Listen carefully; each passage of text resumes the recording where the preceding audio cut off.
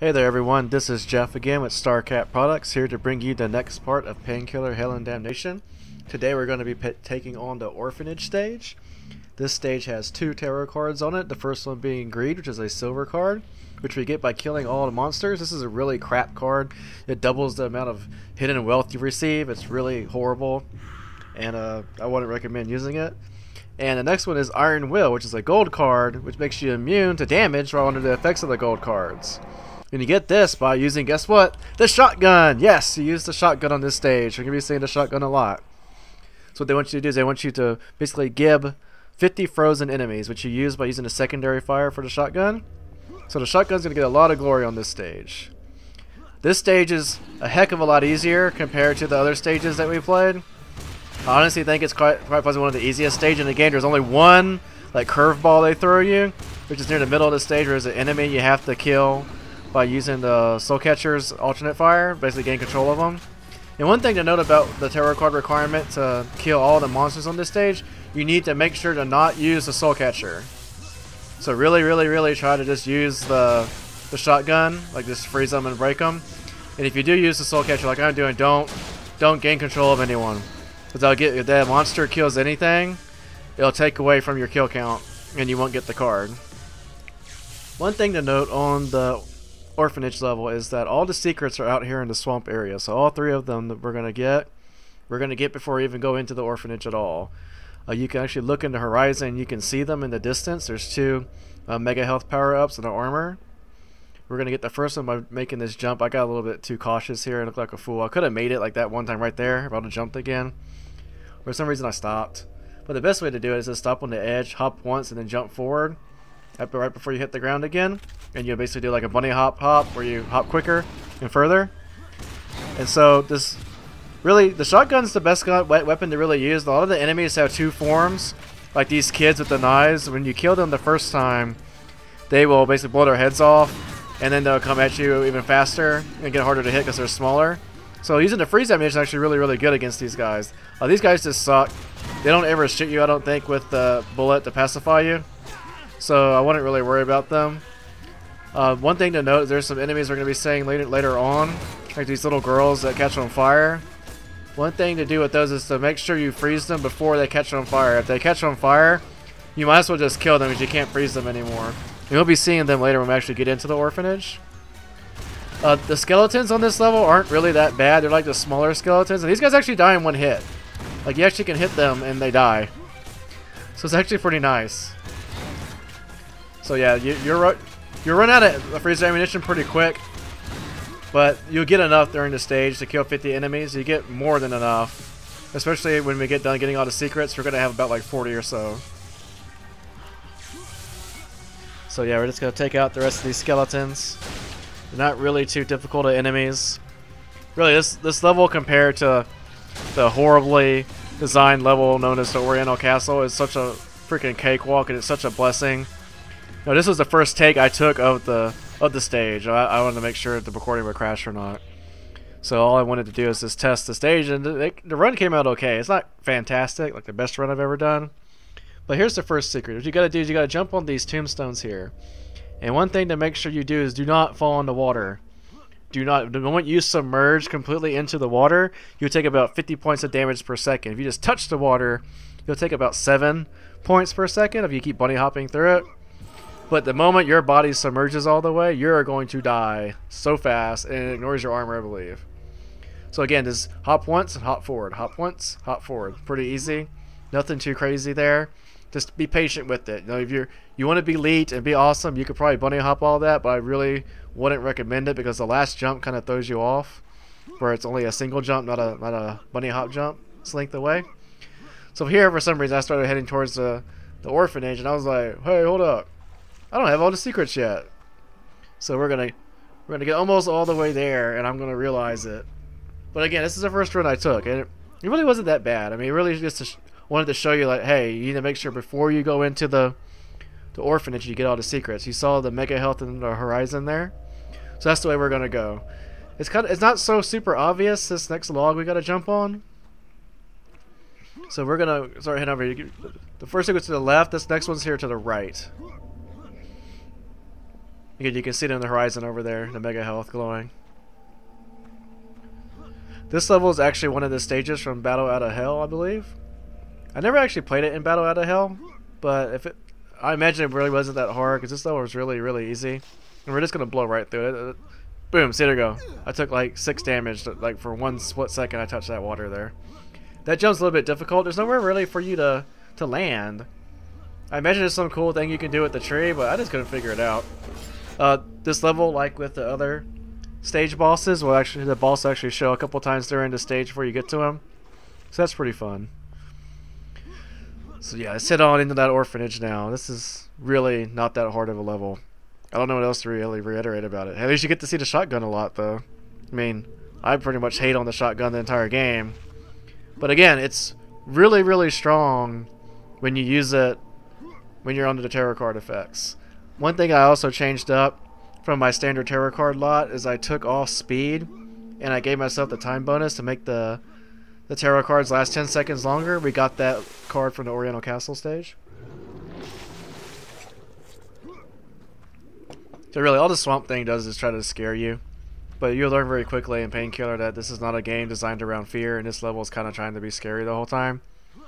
But your character is really, really powerful, so almost anything you'd fight really isn't a challenge. So you pretty much just womp everything. So we're going to see Swamp Thing one more time. Again, he really doesn't do anything to you. He's just more of an aesthetic part of the level. So here we go. Here's these more of these. This is what the kids look like when you just kill them, well, just attack them normally, and their heads blow off. You get like this blown open like head thing going on, and they run after you with their really long nails instead of a knife. And they're a lot faster and they hit a little bit harder, I believe. But if you use the freezer ammunition, you won't have to worry about that at all. The last secret's to the right of the door. Don't go immediately into the door. And you're going to see this glitchy pole over here. You got to climb up the glitchy pole. There's no way to really know when you're holding on to the glitchy pole besides the fact you can't walk forward. But if you're not careful enough, you can just walk forward into the swamp in front of you. If you go up the way I was looking like that, where you're going against the wall where the swamp is, you'll fall off when you try to go up. So try to go sideways like this. Skip the first balcony. It's a little bit harder to get on that one. Just go to this one and just move towards it and fall on. Then you can jump down.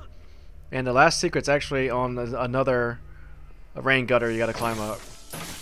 So these are like some of the few pieces of gold you can get on this stage. So go up this rain gutter here. You can barely see it. And then here's some more freezer ammunition. And that is all 3 of the secrets. So if you're looking for the secrets, you can turn the video off now. Because that is all that you really need to know. And you can play the rest of the stage without having to worry about secrets. But we're going to get the tarot cards also. So keep on watching, please. Alright, you hit the checkpoint and it's going to start glowing. And the texture's kind of messed up a little bit. And this is where you pretty much just stay in this room for the rest of the stage. Until right at the very end. So yeah, get the more freezer ammunition, and we're gonna see the fire ladies here soon.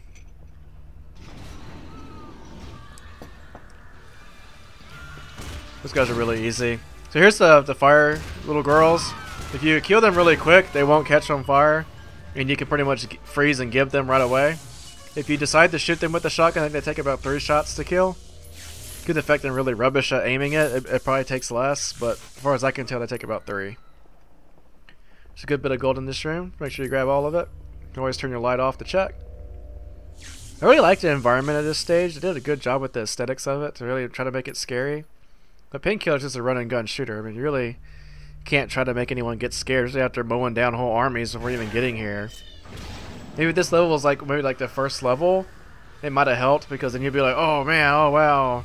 But you're just so powerful by now. And you have so many tarot cards, it's just really not that hard. And the battle theme's really neat too. I kind of like it, how it's not like really super heavy metal for once.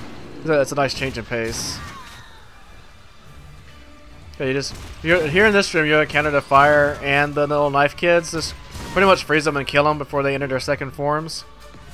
And again, I had the soul catcher out now, but try not to gain control of any of the enemies. There's going to be one enemy you need to gain control of. Because as far as I can tell, there's no other way to kill him. And we'll be getting to him in a couple rooms down. There's a room coming up, which I would not really recommend using freezer ammunition under, because there's some enemies that basically explode to attack you. And if they do that, you'll die. Because you know how it is in trauma mode. You pretty much die immediately if something explodes on you. I always love doing this with the Painkiller, where I just rev it up a little bit. It makes it sound like a chainsaw. That's basically what it's supposed to be, you know. It's just a chainsaw. Alright, so here we're just going to go down. And we're going to kill these last few enemies down here. Like how I froze him and he still hit me because he was in his attack animation. And this one's on fire. So really don't even try to freeze him because it won't work. That's pretty cool how I caught that guy out of the corner. And so hit the fire chick instead. Alright. So coming up is the room where you really shouldn't use the freezer ammunition. There's way too many enemies and you're going to get hit otherwise. The ambient noise is really creepy. It has all like babies crying and kids screaming. It's pretty cool. Right here you're going to see one of the enemies actually pissing on the wall. It's actually pretty funny how they added this guy in.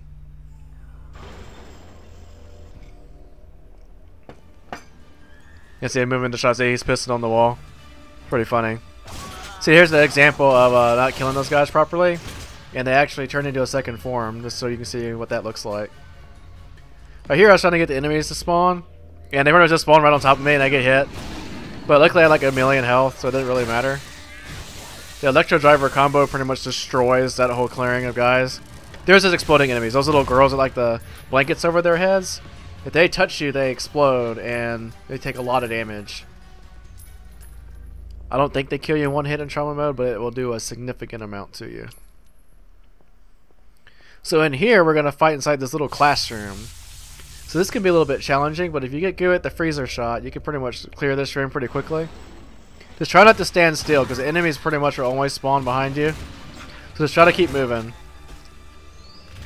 It's not that hard of a room, though. You just keep moving. The enemies aren't that quick. That guy spawned right on top of me. And the punk, man. The other guy hit me, too. So right there, we got this. I really don't mind the skeletons in this level, because they're not those big, stupid skeletons that don't die. They're like these little midget ones that die in one hit like they should. Especially to the shotgun, because the shotgun used to be really awesome. So yeah, it's really not that hard of a room. Like, I'm already done with it. I was just talking about Bull and we got through it.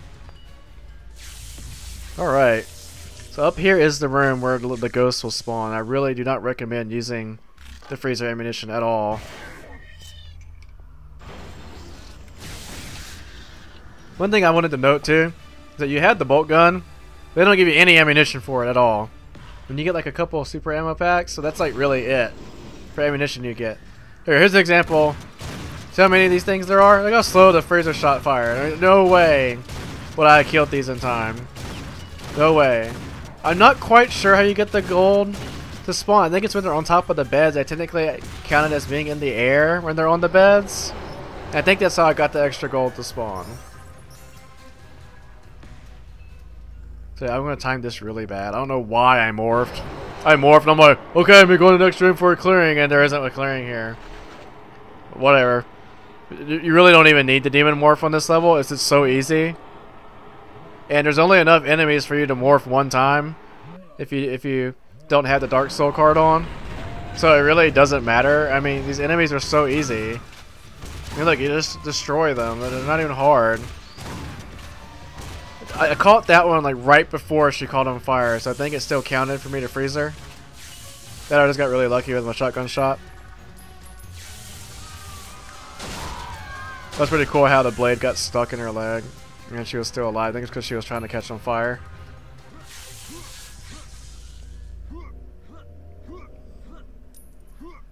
So yeah, let's get the extra gold. These pig things are kind of creepy looking. Pretty cool. There's actually a card in Painkiller Overdose where you gotta get all the gold, and like the assholes that programmed it put like those pigs like right against the water, so you have to like get right on top of it, the painkiller, and blow it up, or such a gold falls in the water, and it's just such a pain. I hate that game. I don't know what I'm looking for here. I got everything already. So here's the guy that you have to gain control of. He looks a little bit different than the rest of those normal guys with the knives, but you want to just gain control of him and you kill him. I shot at this guy and shot at this guy and shot at him. He never dies. So I just know to just gain control of him. There's another one you encounter again in the Asylum stage in the DLC, which we may be playing later.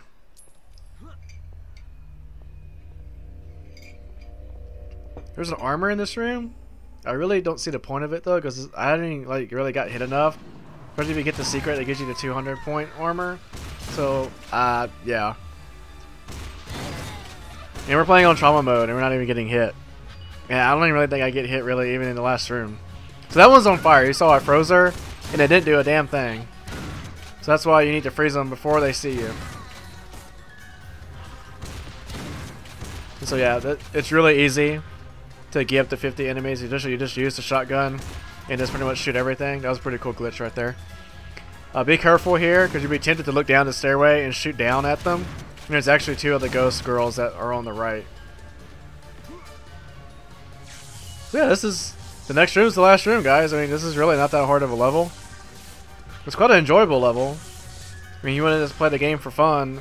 I mean, this level is really fun. It's not a bad level at all. It's almost identical to its Painkiller Black counterpart. I think they added this bottom room into here. Again, I didn't really play Battle Out of Hell, so I'm not really sure what the last room is. If you do know, please feel free to comment on the video and let us know. So yeah, I don't know why I go up here.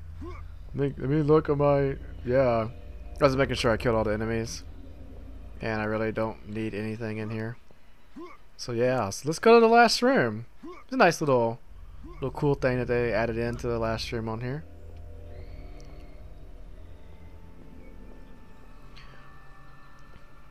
You actually get a new weapon. I forgot, we get the new weapon. We get the SMG flamethrower. This gun's really good, especially in the last level, the Coliseum. It's really strong, and we're gonna see it a lot in that stage. So yeah, here's Daniel Garner there on the bed, and we blew him up. Maybe Daniel's not really dead? Don't know. This is the cards that the time bonus on. You'll see that they'll last a hell of a lot longer. The flamethrower SMG has the primary fire of a 3-shot burst. So you pretty much have to keep hitting the button if you want to rapid fire with the weapon, because it's a semi-automatic, not full automatic like the minigun or rocket launcher. The flamethrower ammunition runs out really fast, but it does a lot more damage than the electro driver's electricity does. But it doesn't have like a combo or anything. It's pretty much just a dual weapon. That's really all it is just 2 weapons put together. This weapon was added in the Battle Out of Hell expansion, so you don't really get to see it really at all, unless you're playing Battle Out of Hell. It's really good. It's really a shame that you don't get to use the weapon that much. Oh, if you play the survival mode, you'll get to use the rocket launcher machine gun a lot more, and you get to really see how strong it is too, because you can pretty much just hit scan, waste everything that's far away from you, and anything you get in your face, you just flamethrower the crap out of it and they die. And that level really wasn't that hard, guys. I mean, again, there's 2 tarot cards, kill all the enemies, freeze 50 enemies, and gift them. We got all the secrets, and so this was Jeff with Starcat Products. Have a good one. Please continue to keep watching our videos and subscribe if you have a chance.